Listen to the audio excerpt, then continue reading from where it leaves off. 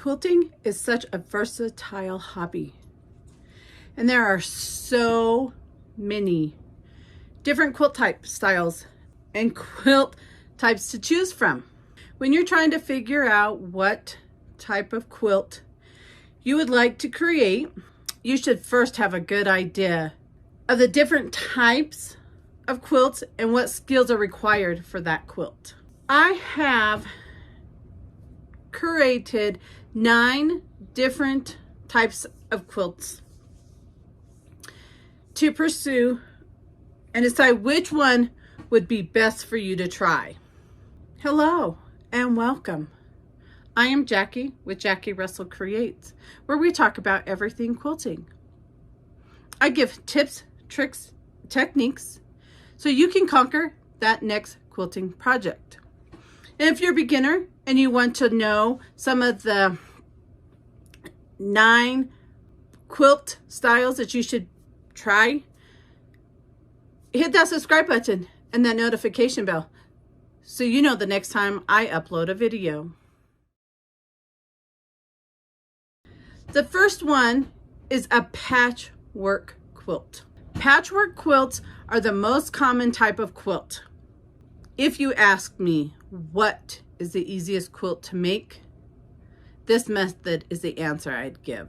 Patchwork simply means you sew different pieces of patches of fabric together to create a block.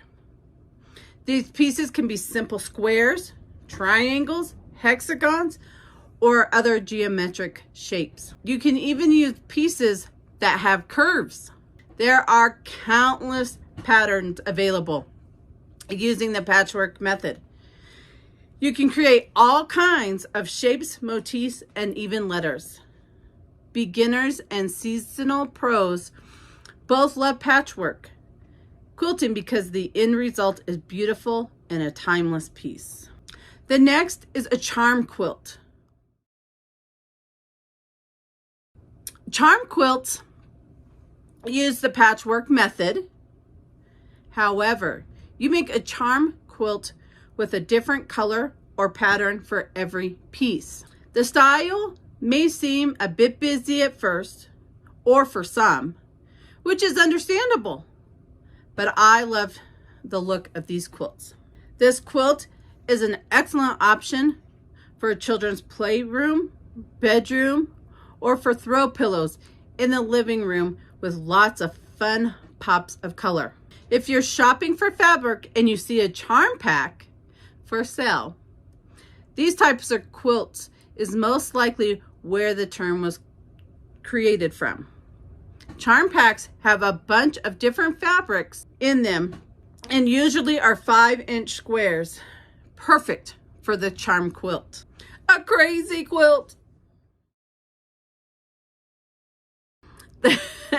The crazy quilt design dates all the way back to the Victorian era. Women created these unbelievable intricate quilts out of some odd shaped pieces of different fabrics. Watch out, baby girl. And fabric types, and show off their impressive embroidery skills, embellished the quilt tops with a wide variety of stitches and embroidery designs. The odd shape fabrics would be stitched down to a foundation fabric to stabilize the design and to ensure it won't rip or stretch over time. With the mixture of different stitches and fabrics, these types of quilt has a free-spirited bohemian feel and would be a beautiful conversation piece of artwork. Crumb quilt. Like crazy quilts, crumb quilts, sometimes called a scrappy quilt, use odd-shaped pieces to create beautiful mosaic-like designs. The difference is that you use one type of fabric with the crumb cake, usually quilting cotton, to create the blocks. The design is an excellent option if you have a bunch of scraps, which we all know we do, but you're not quite sure what to do with them. You can use tiny pieces or crumbs of the fabric. You can sew these tiny pieces of fabrics in a uniform or sporadic way. If you choose to go the more sporadic route, it can also be called an improvisational quilting. Improvisational. This quilting project is an enjoyable process and a great way to express your creativity and make something abstract. Applique quilts. Applique quilts are one of my personal favorite types of quilts because the possibilities are literally endless for what you can create for your quilt top. The applique requires cutting out a shape and applying it to your quilt top, either by stitching it down or by using adhesive glue. There are different ways to then finish the edges of your applique pieces. You can leave the raw edges zigzag stitched to ensure no fraying, or before you apply your pieces, you can roll the edges and stitch it down to give it a clean edge. Then there's my next favorite, embroidery quilts. Embroidery quilts are just that, quilts with embroidered blocks. The embroidery can be done either by machine or by hand. These are a great option if you want to do a lot of personalization in your quilts. You can embroider the recipient's name, favorite quotes, Bible verses, cartoon characters, animals, flowers. The list goes on and on and on. This can be done on an entire quilt or just a few blocks, and is a wonderful option, especially if you're gifting the quilt you are creating. English paper piecing. You may also see EPP. Is the most recognizable as in the technique used to make these tiny little hexagons that are then used to create flowers you see so often in the vintage quilts. This technique is done exclusively by hand. First, you need a shape in mind, such as those tiny hexagons, and you have to cut out on a thick piece of paper. You then shape your fabric over the piece of paper, curling the edges of the fabric over the edges of the paper, stitching them down to create your little fabric hexagons. Once you're stitched all the way around the edges of your fabric, and then you gently remove the paper from the center of the fabric and you have your tiny hexagon. This technique is also used for circles and other shapes that may have multiple sides or curves. Machine paper piecing quilt. Some may think that paper piecing quilt is the same as English paper piecing, but there are several differences between them.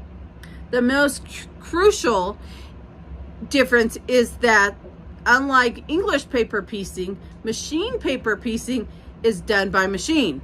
A design is printed and drawn directly onto paper and then pinned to your fabric of choice. Then you take your paper and your fabric to your sewing machine and stitch over the line that you have printed or drawn on your paper. Once you have finished sewing all of your fabric pieces, then you rip the paper off and have your finished paper piece block. This technique may seem a bit confusing at first, but a little practice, you'll be making beautiful piece blocks with your new projects. And the last but not least, there's many more, rag quilts. Rag quilts are such a fun option for you if you are looking for a reasonable, quick project. Traditionally, these were made with flannel or fleece fabrics. You can use fabric types, any fabric types, but be sure to use fabric that you know will fray very well. Unlike most quilts, you do not want batting in the middle of these quilts. Instead, you'll use fabric as part of the fraying and the ragging of the quilt. It takes some getting used to sewing your pieces together because you sew your blocks together so the seams are on the outside of the quilt. Once you have all your blocks sewn together, then the fun begins and you get to snip all your seams about a 1/2 inch apart. Throw your quilt into the washing machine, dry it, and let the magic happen. When you pull it out the dryer, you will see the seams have begun to fray and it is officially a rag quilt. And the more it gets washed, the more it frays, the more rag it looks. So I hope you enjoyed this video and got something out of it. If you would comment in this comment section below and let me know what quilt you would like to try or you're gonna try next, whether it be the patchwork, the charm, the crazy, the crumb, the applique, embroidery, English paper piecing, machine paper piecing, or the rag quilt. If there's one that you would like to see on this channel, also let me know. I'll be glad to do it for you so you can see how it is done. Until then, happy quilting, my friends.